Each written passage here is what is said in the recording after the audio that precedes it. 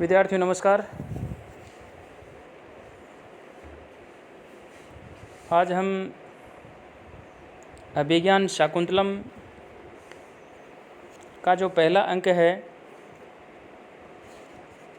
उस पहले अंक में जो 20वां पद्य है वहाँ से हम शुरू करेंगे। उससे पहले मैं थोड़ा सा इस कड़ी को जोड़ देता हूँ कि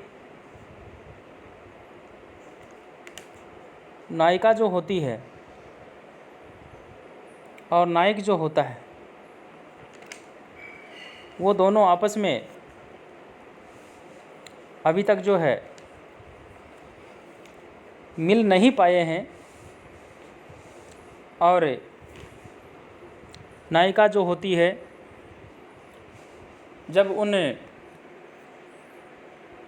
पौधों के अंदर जब पानी से वह सिंचन कर रही है, जल से जब सिंचन कर रही है तो उसको घबराहट होती है, और घबराहट से उड़ा हुआ ये जो एक भ्रमर होता है जो नवमालिका को छोड़ कर के शकुंतला कहती कि वह मेरे मुंह की ओर जो है आ रहा है। उस समय राजा जो होता है वह बड़े चाव से उसको देख कर के और वो कहते हैं, और राजा कह रहा है कि चला पांगाम दृष्टिम स्परिशसि बहुसो वेपथु मतिम रहस्या आख्यायिव स्वर्णसी मृत्यु करणांति कचः करौ व्यादुवन्त्याः पिबसि रति सर्वस्वम अधरम वयम तत्वान्वेषान् मधुकरे हतास्य त्वं खलु कृति। हे मधुकर त्वं चलापांगाम, हे मधुकर त्वं चलापांगाम वेपथु मतिम दृष्टिम बहुश स्पृशसि। मैं पुनः एक बार वाचन कर रहा हूँ। चलापांगाम दृष्टिम स्परिशसि बहुसो वेपथु मतिम रहस्याख्यायिव स्वनसी मृत्यु कृणांति कचः करौ व्यादुवन्त्याः पीबसि रति सर्वस्वम अधरम वयम तत्वान्वेषान् मधुकर हतास्य त्वं खलु कृति। हे मधुकर त्वं चला पांगाम वेपथु मतिम, यानी हे मधु पे चंचल नेत्रों वाली और वेपथु मतिम भयवश इस प्रकार से जो कांपती हुई जो नायिका है, दृष्टिम बहुशः स्परिशसि, यानी उसकी दृष्टि का आप बार बार जो है स्पर्श करते हो। रहस्या आख्यायिव इव करणांति कचरह, यानी गोपनीय जो बात है, गोपनीय बात कहने वाले व्यक्ति जो है उसकी तरह है।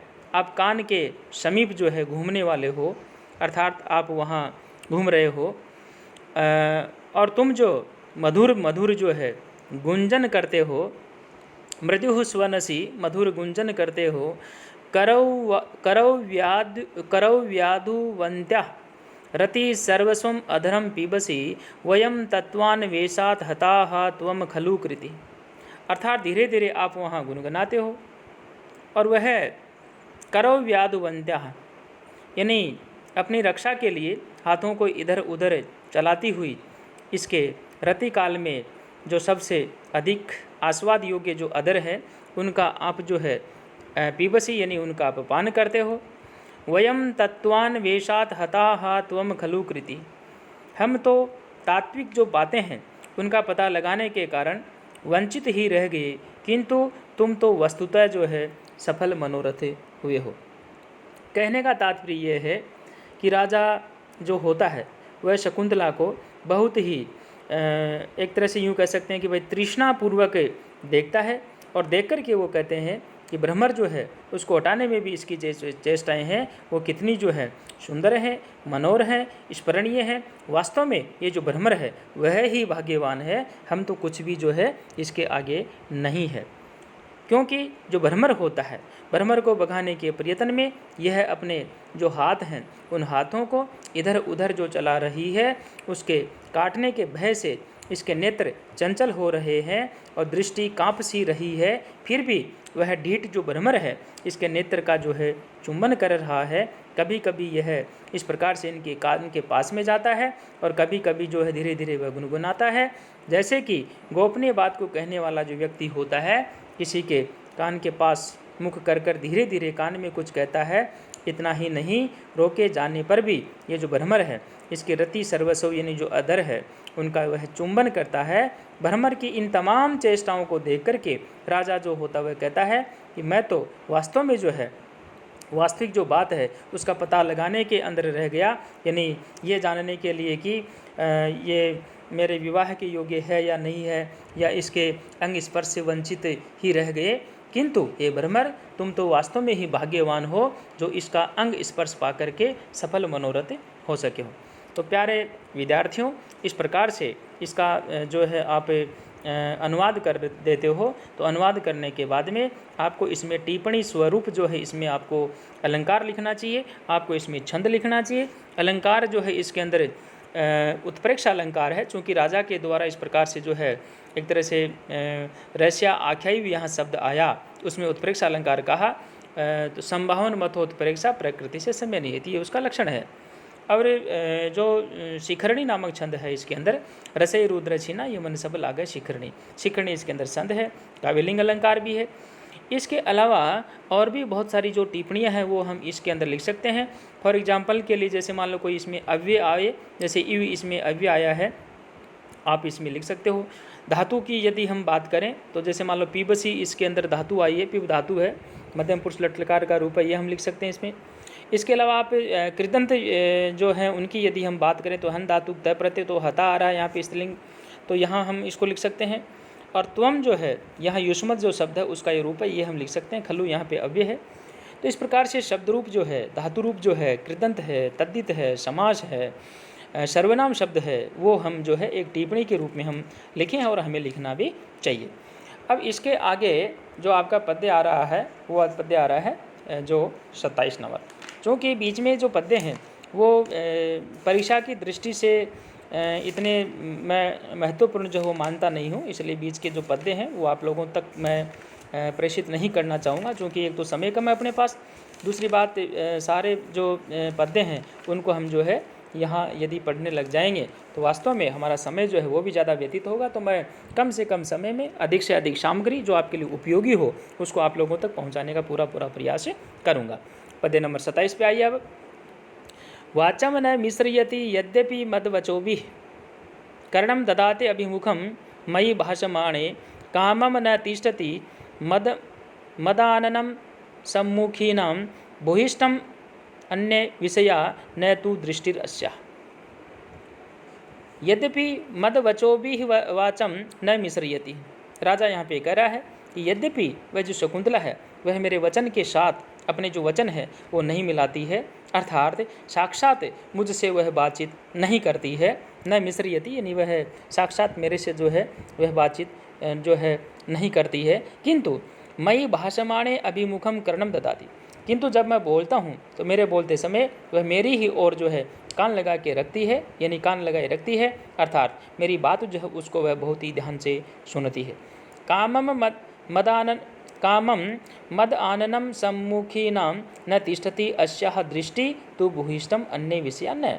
भले ही यह मेरे मुख के सामने मुख करके नहीं ठहरती है, तथापि इसकी दृष्टि जो है बहुत अधिक अन्य विषयगता जो है नहीं होती है, अर्थात मेरे अतिरिक्त किसी दूसरी ओर जो है इसका जो ध्यान है वह जो है जाता नहीं है। तो प्यारे विद्यार्थियों, इस प्रकार से ये जो पद्य है इस पद्य का अनुवाद करने के बाद में फिर वही बात आती है कि आपको इसमें जो छंद है वो आपको लिखना चाहिए, अलंकार है वो आपको इसके अंदर लिखना चाहिए, और भी जो टिप्पणियाँ हैं जैसे शब्द रूप है, धातु रूप है, अव्यय है, समास है, संधि है, कृदंत है, तद्दित है, ये तमाम जो टिप्पणियाँ हैं वो भी हमारे को इसमें नोट करनी जो है वो चाहिए। तो इस प्रकार से ये जो पद्य है इस पद्य के अंदर जो है आप जो है अनुप्रास अलंकार वो तो लिखेंगे, और 14 वर्ण है, बसंत तिलका तब जा जगोग है, तगन भगन जगन जो है ये इसके क्रम से जो है यहाँ बसंत तिलका जो छंद है इसको भी हम यहाँ नोट करेंगे। अब इसके बाद में अगला जो पद्य आता है वो आता है 29 नंबर पद्य। ये पद्य भी जो है परीक्षा की दृष्टि से बहुत ही महत्वपूर्ण है। तो मैं आपसे यूँ कह रहा था कि तीव्रा ये जो 29वां पद्य है ये भी परीक्षा की दृष्टि से बहुत ही महत्वपूर्ण है, इसलिए आप लोग जो है इनको रजिस्टर के अंदर नोट करें। तीव्राघात प्रतिहत तरु स्कंद लग्नैक दंत है, पादाकृष्ट व्रतति वलिया संग संजात पास, मूर्तो विघ्न तपस इव नो भिन्न सारंग यूथो, धर्मारण्यम प्रविशति गजः चंदन लोक भीतः। ये दृश्य जो है, ये जो पद्य जो है, इसके अंदर क्या होता है कि राजा दुष्यंत जो है अपने रथ को लेकर के महर्षि कण्व के आश्रम के अंदर जब आ जाता है और वहाँ आने के बाद में जो है रथ जो होता है उस रथ को देखने के कारण से भयभीत बना हुआ जो गज है यानी जो हाथी है, जिसने कि अपना जो एक तीव्र प्रहार से वृक्ष जो है उनको तोड़ देते हैं और जिसका एक दांत जो है उनके दाहिने कंधे पर लगा हुआ है और पैरों के द्वारा खींची गई जो लताएं हैं यानी जिसको मारवाड़ी में बेल कहते हैं, उन लताओं के समूह के पलट जाने से इसके पैरों के लिए एक पाश बन गया है। पाश मतलब एक जाड़ को कहते हैं। तो इस प्रकार से जाल सा बन गया है, अर्थात जिसके पैर जो है वो बंध गए हैं, जिसने कि मृगों के झुंड को तितर बितर कर दिया है तथा जो हमारी तपस्या के लिए शरीरधारी विघ्न के समान है और तपोवन में जो है वह इस प्रकार से प्रवेश कर रहा है। तो भाव जो है वो इस प्रकार से था। अब मैं इसका जो है अनुवाद आपके सामने जो है निवेदन कर रहा हूँ। चंदन लोक भीतः यानी जो रथ है उस रथ को देखने से भयभीत बना हुआ ऐसा वह तीव्राघात प्रतिहत तरु हो, जिसने कि अपने तीव्र प्रहारों से जो वृक्ष है उन वृक्षों को जो है घात यानी तोड़ दिया है, तरुवानी पेड़ों को तोड़ दिया है। स्कंद लगने के दंत है और जिसका एक दांत जो है दाहिने कंधे पर लगा हुआ है, स्कंद लगने के दंत है। पादाकृष्ट वृत्ति वलिया संग संजात पास है और उनके जो पैर हैं उन पैरों के द्वारा खींची गई जो लताएं हैं उन लताओं के समूहों के पलट जाने के कारण से जिसके जो पैर हैं उनके लिए पाश बन गया है। कहने का तात्पर्य ये हुआ कि एक तरह से उनके जो पैर हैं वो बंध गए हैं। भिन्न सारंग युथ है, जिसने कि मृगों के जो झुंड है उन झुंडों को जो है क्या कर दिया है, तितर बितर कर दिया है। गज है न तपस है मूर्ता है विघ्न इव धर्मारण्यम प्रविशति। इस प्रकार से जो हमारी तपस्या के लिए शरीरधारी विघ्न जो है उसके समान है और तपोवन जो है उस तपोवन के अंदर जो है वह प्रवेश कर रहा है। तो प्यारे विद्यार्थियों, इस प्रकार से इसका हम अनुवाद करेंगे और अनुवाद करने के बाद में वही बात, क्या छंद कौन सा है, अलंकार कौन सा है, टिप्पणी हम क्या क्या लिखें, अव्यय इसमें क्या क्या लिखें। तो छंद इसमें उत्प्रेक्षा अलंकार है और अलंकार इसमें जो है उत्प्रेक्षा अलंकार है और छंद जो है इसके अंदर मंदाक्रांता छंद है। ये दोनों टिप्पणी लिखने के बाद में जो है हम इसके अंदर पुनः अव्ययों की बारी आती है और हम अव्ययों के विषय में चर्चा करेंगे। जैसे न अव्यय है इसमें, इव जो है वह अव्यय इसके अंदर। इनके अलावा आप जो है शब्द रूप जो है धातु रूप है वो भी हम लिखेंगे और कुछ संधियां हैं वो भी हम इसके अंदर लिखेंगे।